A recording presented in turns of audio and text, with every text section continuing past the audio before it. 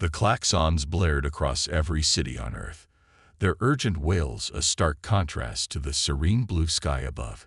Dr. Elora Chen, lead astrophysicist at the Global Space Initiative, stared at her holographic display with a mixture of awe and terror. The anomaly they had detected just beyond Jupiter's orbit weeks ago had grown exponentially. What was once thought to be a harmless spatial disturbance was now a gargantuan, reality-warping phenomenon hurtling towards Earth at impossible speeds. "It's accelerating," Elora whispered, her voice barely audible over the cacophony of alarms and panicked voices filling the control room. She turned to face the grim visage of General Marcus Steele, the weathered soldier who had been tasked with humanity's last-ditch effort at survival. "How long?" Steele asked, his steely gaze fixed on the swirling vortex of data before them.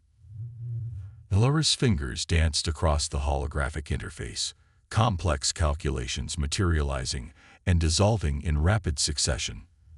"At its current rate, 3 months, maybe less." The control room fell silent, the weight of her words crushing the last vestiges of hope from those present. 3 months until an incomprehensible cosmic event would likely obliterate all life on Earth. General Steele's jaw clenched, but his voice remained steady as he addressed the room. "Then we have no choice. Initiate Project Exodus." The words hung in the air like a death sentence. Project Exodus, humanity's desperate gambit to preserve their species by launching a fleet of massive arc ships into the depths of space. It was a plan born of equal parts brilliance and madness, conceived by the world's greatest minds in the 5 years since the anomaly's discovery. As the official order went out, the Earth itself seemed to hold its breath. In every nation, on every continent, the gears of the greatest undertaking in human history began to turn. In the sprawling shipyards of New Shanghai, Chief Engineer Zara Okoro surveyed the gleaming hull of the RSS Hope, the flagship of humanity's Exodus fleet. Her dark skin glistened with sweat as she barked orders to her team, urging them to work faster, to push harder. The Hope was a marvel of human ingenuity, a city-sized vessel designed to sustain tens of thousands of souls for generations. "We're behind schedule," Zara muttered, her eyes scanning the progress reports flooding her neural implant. "The gravitational stabilizers on decks 15 through 20 are still offline, and we haven't even started on the hydroponics bays." Her second-in-command, a lanky man named Hiroshi, tried to reassure her. "We'll make it, Chief. We have to." Zara nodded grimly, knowing that failure wasn't an option. Not when the fate of their entire species hung in the balance. Thousands of kilometers away, in the vast underground bunkers beneath the Rocky Mountains, Dr. Aisha Patel fought back tears as she reviewed the final list of genetic samples to be loaded onto the arcs. As the head of Project Seedbank, she bore the crushing responsibility of preserving Earth's biodiversity for a future none of them might live to see. "We can't take them all," she whispered, her finger hovering over the holographic display. "For every species they saved, 100 more would be left behind, doomed to extinction." The weight of playing God threatened to overwhelm her. Gentle hand on her shoulder startled her from her reverie. She looked up to see the kind eyes of her mentor, Dr. Heinrich Mueller. "We're saving what we can, Aisha," he said softly. "It has to be enough." As the days ticked by, feverish energy gripped the planet. The selection process for the Exodus ships became the focal point of every conversation, every news broadcast. Only a fraction of Earth's population could be saved, and the criteria for selection sparked heated debates and civil unrest. In the end, it was decided that each ark would carry a carefully curated cross-section of humanity. Scientists, engineers, artists, and laborers, the young and the brilliant were given priority, along with those possessing rare skills or knowledge deemed crucial for humanity's survival among the stars. For those left behind, the governments of the world enacted the Continuity Protocol. Vast underground shelters were hastily constructed, stocked with supplies and equipped with experimental shielding technology.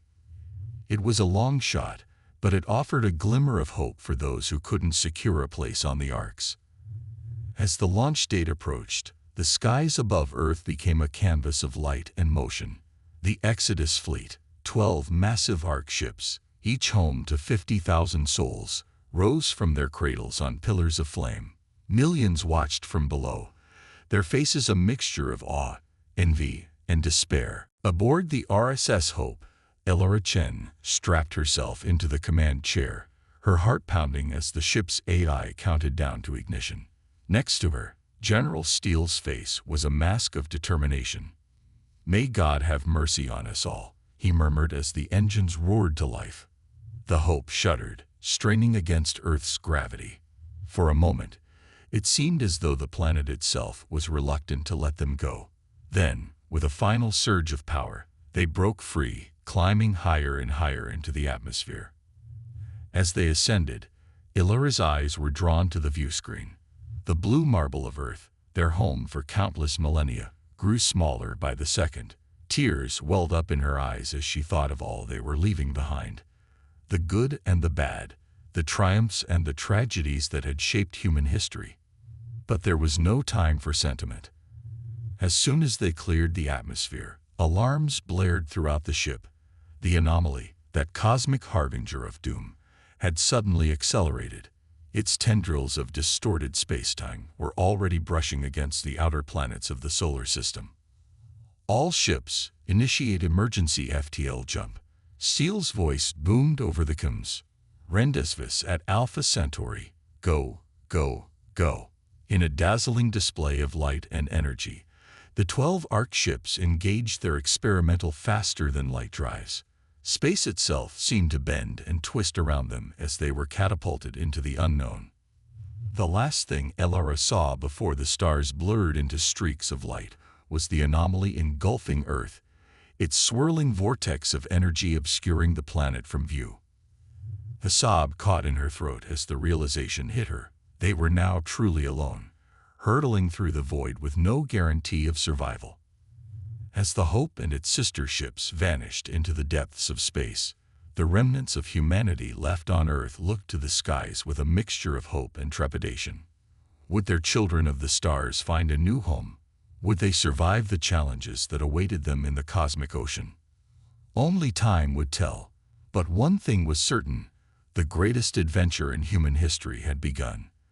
The exodus of humanity, born of desperation and hope, would forge legends that would echo across the stars for eons to come.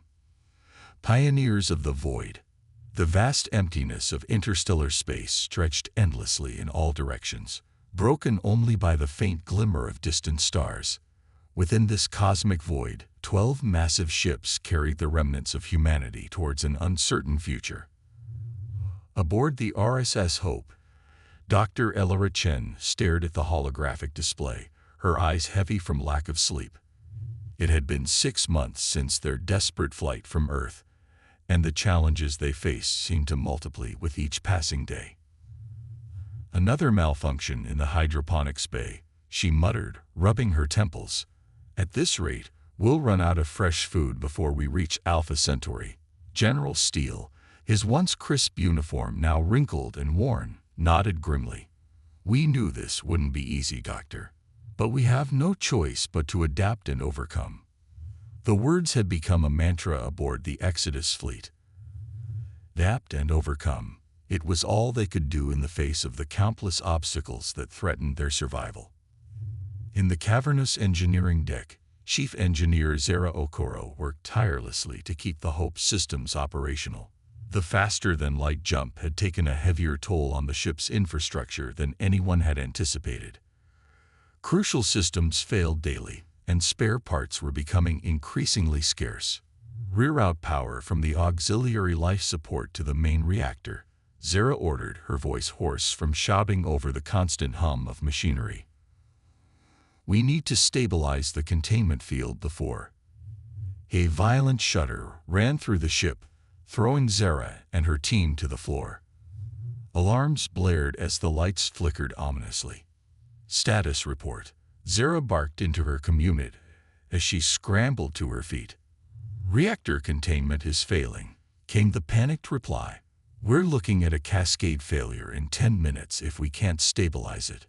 Zara's mind raced. A reactor breach would be catastrophic, not just for the Hope, but for the thousands of souls aboard. With grim determination, she made a decision that could very well cost her her life. "Evacuate the engineering deck," she ordered. "I'm going in to manually realign the containment rods." Ignoring the protests of her team, Zara donned a radiation suit and entered the reactor chamber. The heat was oppressive, and warning lights flashed everywhere she looked. With steady hands and nerves of steel, she began the delicate process of realigning the reactor core. Minutes ticked by like hours as Zara worked, acutely aware that the slightest mistake could spell doom for everyone aboard. Just as the radiation warnings reached critical levels, the reactor stabilized. Zara stumbled out of the chamber, exhausted but triumphant. Word of her heroism spread quickly through the ship, a much-needed morale boost for a crew facing daily battles for survival. Meanwhile, in the ship's medical bay, Dr. Aisha Patel faced challenges of a different sort. The prolonged exposure to artificial gravity and recycled air was taking its toll on the passengers. Cases of bone density loss, respiratory issues, and psychological disorders were on the rise. "We need to implement stricter exercise regimens," Aisha told her medical staff. "And we need to find a way to create more diverse nutrient sources. Our bodies weren't designed for this environment." As if to underscore her point, alarms began to sound throughout the medical bay. A young woman was rushed in, her body convulsing violently. "It's happening again," one of the nurses said, fear evident in her voice. Aisha's heart sank. It was the third case this week of what they had begun calling void sickness.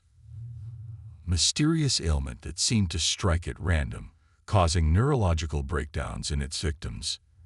As she worked to stabilize the patient, Aisha couldn't shake the feeling that they were facing an enemy they couldn't see or understand.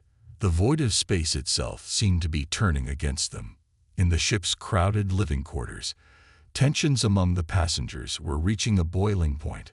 Resources were stretched thin, and the strain of confinement was fraying nerves. Marcus Lee, a former schoolteacher turned community leader, did his best to maintain order and boost morale. He organized classes, cultural events, and support groups, anything to keep people's minds occupied and give them a sense of purpose. "We have to remember why we're here," he often said to anyone who would listen. "We're not just survivors, we're the seeds of a new future for humanity." But even Marcus's unwavering optimism was tested when food rationing had to be implemented. As hunger gnawed at their bellies, whispers of discontent began to spread through the ship. The breaking point came when a group of desperate passengers attempted to break into the secure storage areas, hoping to hoard supplies for themselves. The situation quickly escalated into a riot that threatened to tear the ship apart from within. It was in this moment of crisis that an unlikely hero emerged. Amy Zhang, a quiet teenager who had lost her entire family in the evacuation of Earth, stepped forward. With a voice that somehow carried over the chaos, she began to sing. It was an old Earth song, one that spoke of hope and unity in the face of adversity. Slowly, the rioters fell silent, drawn in by the haunting melody. Others joined in, their voices rising in a chorus that echoed through the ship's corridors.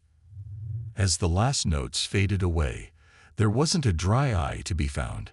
In that moment, they were reminded of their shared humanity and the monumental task that lay before them. The incident became a turning point for the Hope and the other ARC ships. A new sense of community and purpose took hold.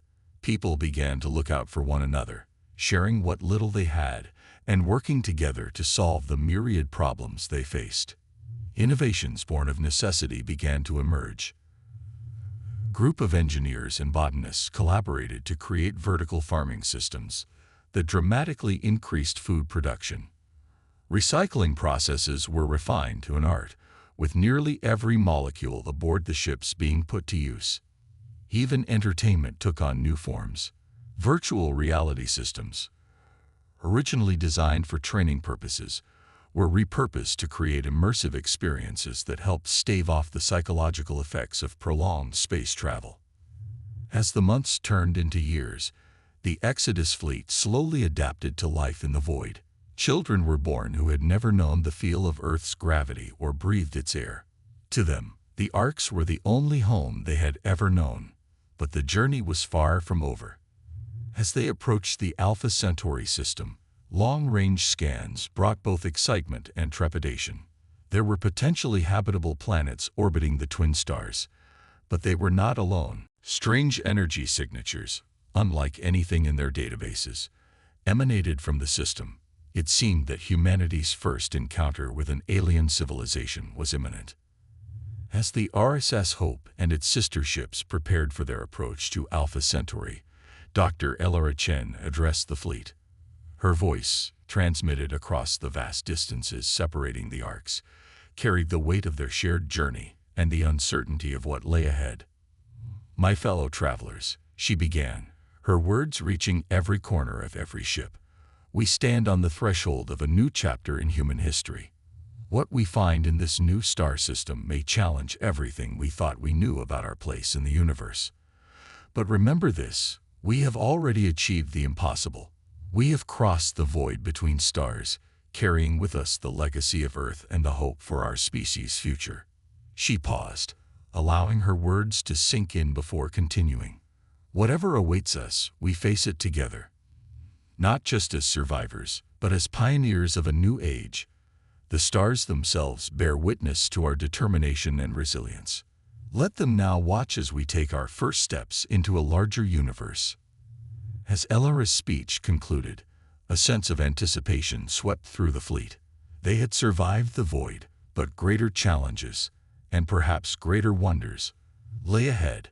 The next phase of their journey was about to begin, and with it, the true test of humanity's place among the stars. First contact. The twin suns of Alpha Centauri cast an alien light across the bridge of the RSS Hope as it led the human Exodus fleet into the system. Dr. Elora Chen's eyes were fixed on the holographic display, watching in awe as the details of a new world came into focus. "It's beautiful," she whispered, her voice filled with wonder.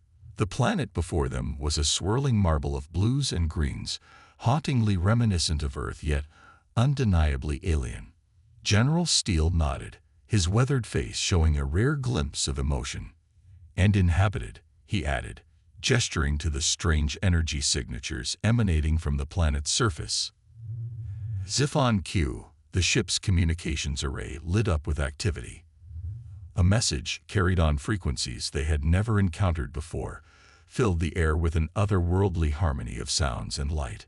Dr. Aisha Patel, who had been called to the bridge for this historic moment, furrowed her brow in concentration. "It's a language, but unlike anything we've ever encountered. The syntax, the very concept of communication, it's all so alien." For days, the best minds aboard the Exodus fleet worked tirelessly to decipher the alien message. Linguists, mathematicians, and even the ship's AIs pooled their resources in a desperate attempt to establish communication. It was Amy Zhang, the young woman whose song had once quelled a riot, who made the breakthrough. Her unique perspective, unburdened by traditional linguistic constraints, allowed her to see patterns where others saw only chaos. "It's not just words," she explained, her eyes shining with excitement. "It's emotions, concepts, entire histories conveyed in a single burst of energy. They're not just saying hello, they're sharing their entire culture with us." Armed with this new understanding, the humans crafted a response. It was a message that contained not just words, but the very essence of humanity, their hopes, their fears, the long journey that had brought them to this distant star. As they transmitted their reply, a tense silence fell over the fleet. Would the aliens understand? Would they be welcomed, or seen as a threat? The response came faster than anyone had anticipated. Massive ship, dwarfing even the human ark vessels, emerged from behind the alien world's largest moon. Its design defied conventional physics, seeming to bend light and space around it. "They're hailing us," Lara announced, her voice steady despite the gravity of the moment. The alien vessel projected a three-dimensional image onto the Bridge of the Hope. The being materialized before them, its form constantly shifting like liquid mercury. When it spoke, its words seemed to bypass their ears and resonate directly in their minds. "Children of Earth," the alien entity began, its mental voice carrying an ancient wisdom. "We are the Arcturans. We have watched your journey across the stars with great interest. Your resilience in the face of extinction has earned you a place among the galactic community." The implications of those words sent shockwaves through the human fleet.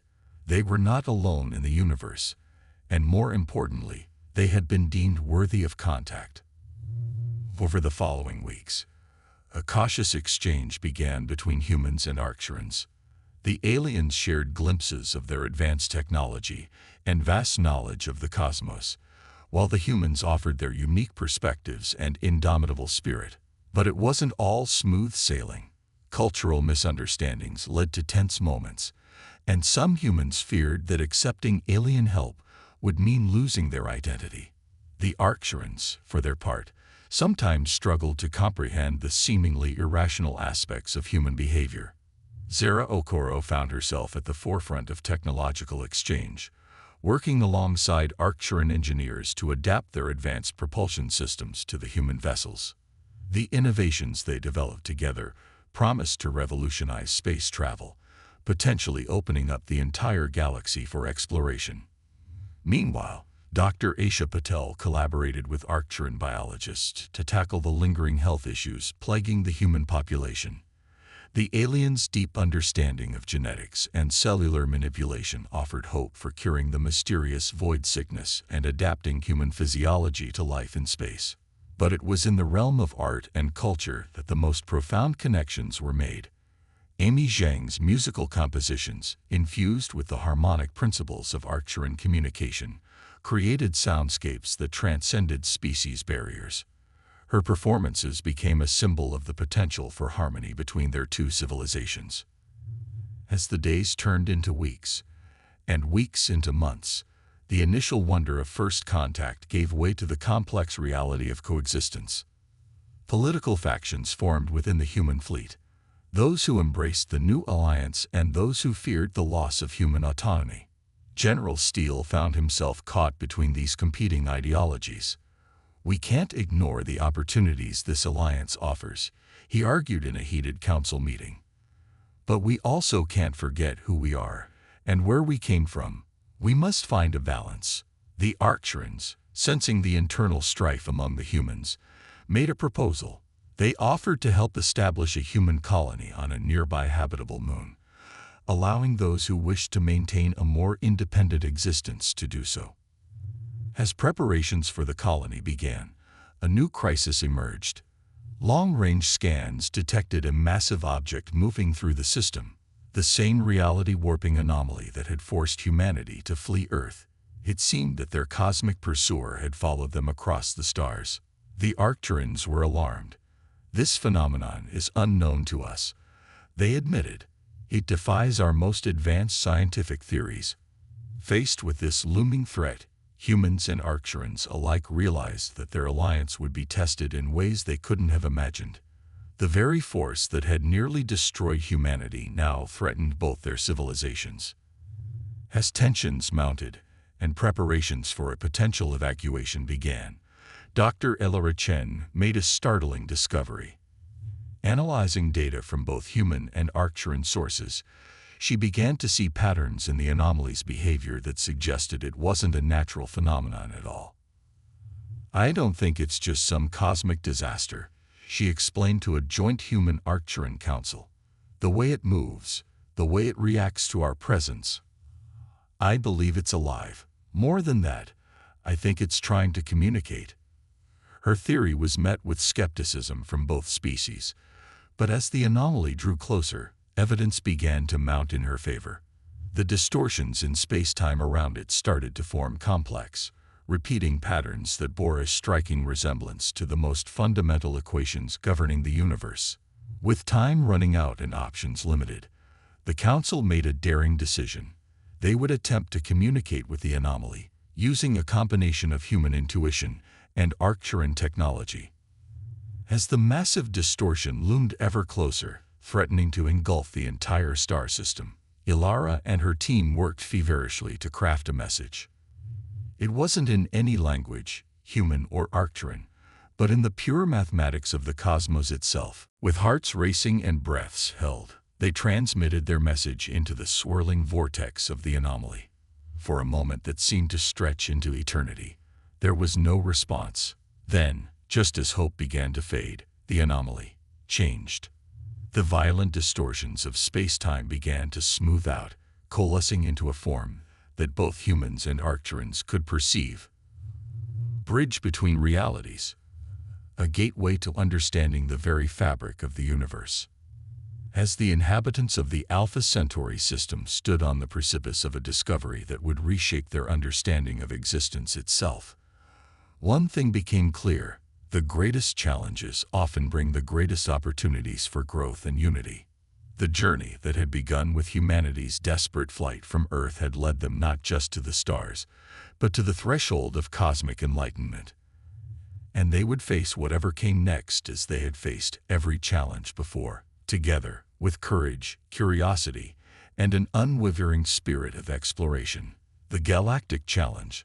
The anomaly, once a harbinger of destruction, had become a gateway to unimaginable knowledge. As it stabilized, forming a shimmering portal in the space between Alpha Centauri's twin stars, both humans and Arcturans prepared for a journey into the unknown.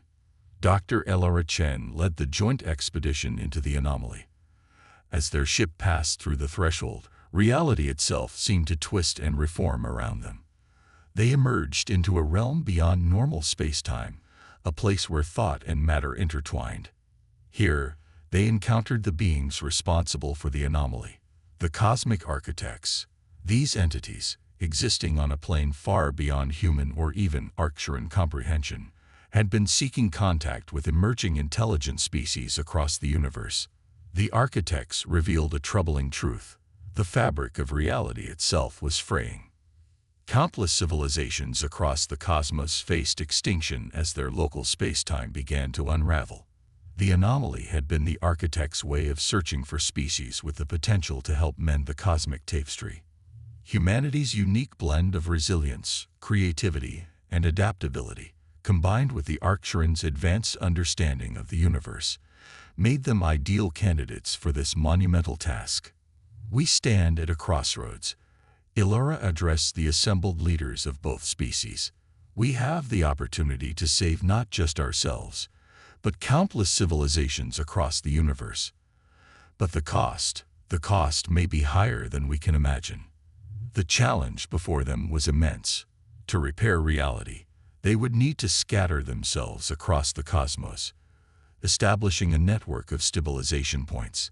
It would mean centuries of work, with no guarantee of success or return.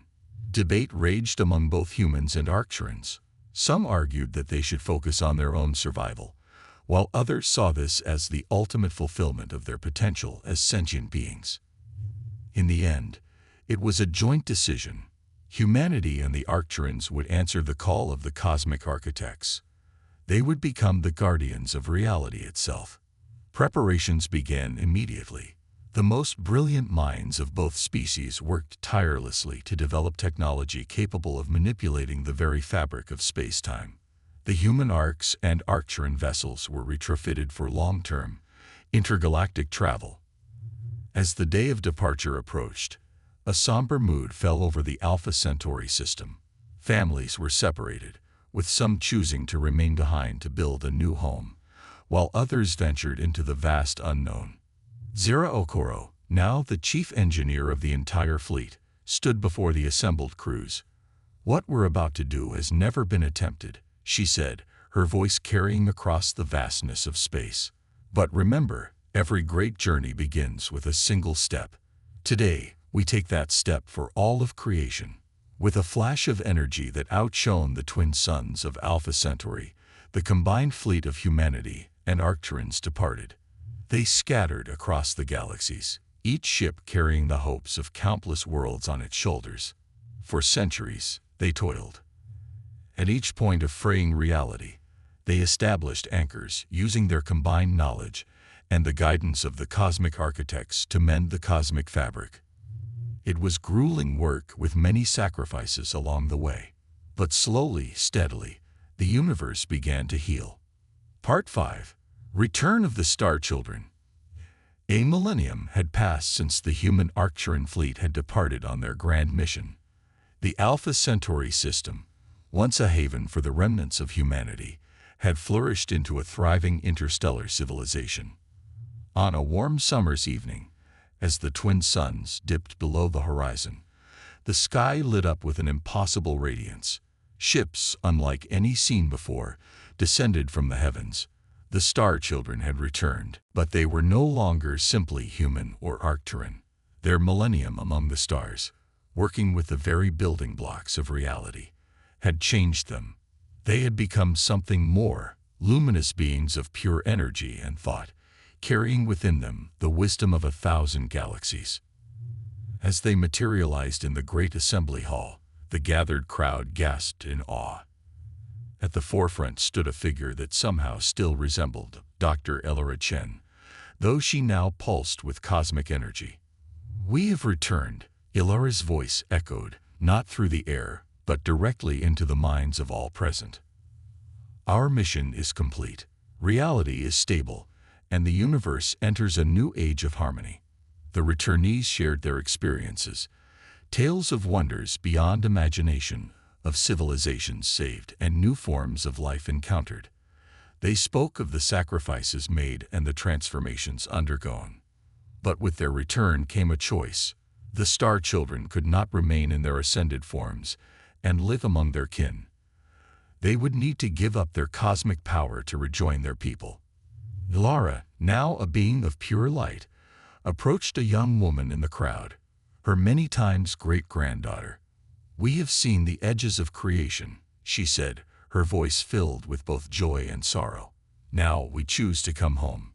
In a dazzling display of cosmic energy, the Star Children began to transform. Their luminous forms coalesced into flesh and blood once more. As the light faded, they stood among their people not as gods, but as family long lost and now returned. The knowledge they brought back revolutionized society. Humanity and Arcturans, along with countless other species they had encountered, entered a golden age of exploration and discovery. The boundaries between science and spirituality blurred as the deeper truths of the universe became known. Earth, long thought lost, was rediscovered and restored. It became a monument to the indomitable spirit that had driven humanity to the stars and beyond. As the revitalized Earth flourished once more with life, Elora, now an old woman, stood on a cliff overlooking the vast ocean. Her granddaughter, Amy, named after the young woman whose song had once united a desperate people, stood beside her. "Was it worth it?" Amy asked, her eyes reflecting the starry sky above. Elora smiled, her gaze traveling across the heavens that she had once called home. "Every moment," she replied. "We left Earth as refugees, fleeing a doomed world. We returned as legends, having saved not just ourselves, but all of creation." She turned to her granddaughter, placing a hand on her shoulder. "But the greatest legend of all is the story of us, of humanity. We faced extinction, and instead found our place among the stars. Remember that, always." As if in response, a shooting star blazed across the sky, a reminder of the vast, wondrous universe that was now their playground. The journey that had begun in desperation had led humanity to its true destiny. They had become more than survivors, more than pioneers. They had become the guardians of the cosmos, the stuff of legends whispered across 100,000 worlds. And as the twin suns of Alpha Centauri rose on a new day, humanity looked to the future not with fear, but with boundless hope and wonder, for they had learned the greatest lesson of all, that even in the darkest of times, the human spirit, fueled by courage, unity, and an unyielding will to survive, could overcome any obstacle and reshape destiny itself. The end of one story had become the beginning of countless others, and in the vast, glittering tapestry of the universe, humanity's tale would forever shine as a beacon of hope, resilience, and the extraordinary potential that lies within us all.